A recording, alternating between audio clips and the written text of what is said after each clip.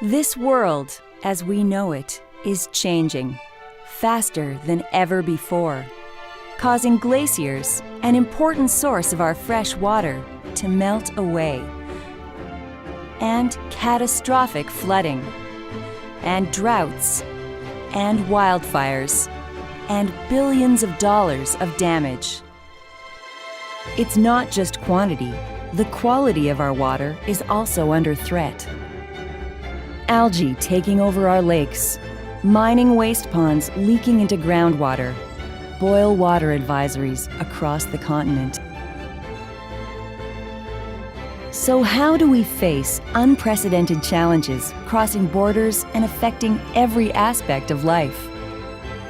We use the best of science across many disciplines to forecast what the future holds, developing improved models to predict seasonal water flows and disasters, and to assess risks to water quality and human health, building the tools the world needs to manage water risks and protect people, communities, and economies.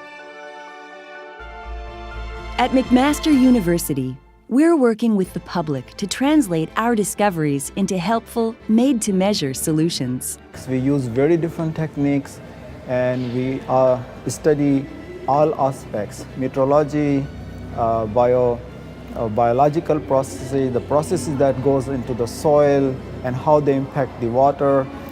So we try to look at the integrated or the complete picture of these ecosystems and how they work and how these processes are being impacted by environmental changes.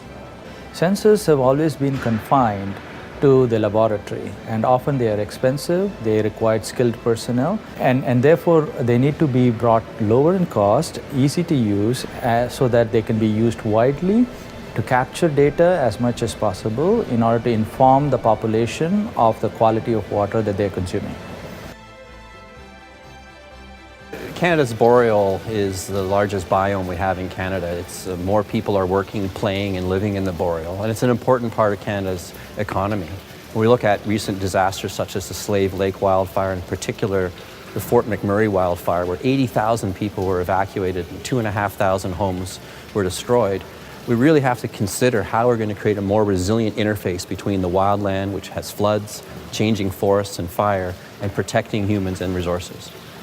And we're making tough choices simpler. Maybe looking at the way in which our people have accumulated knowledge of our environment over 1,000 years might help shape science. And water is the air, water is clouds, water is our bodies. And so we have a very different orientation towards water.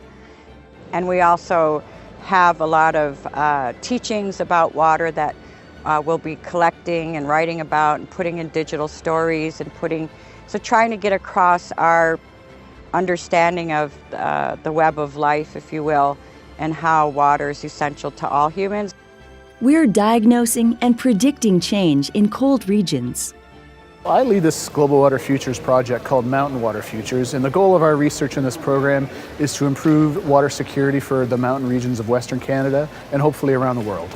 I think what our research is trying to do is similar to all Global Water Futures projects, is just improve Canada's ability to steward their water and know what it's going to be like for future generations.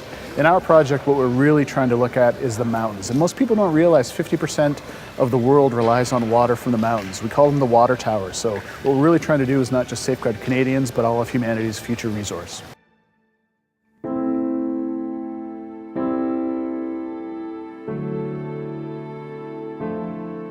Global Water Futures, with partners across Canada and around the world.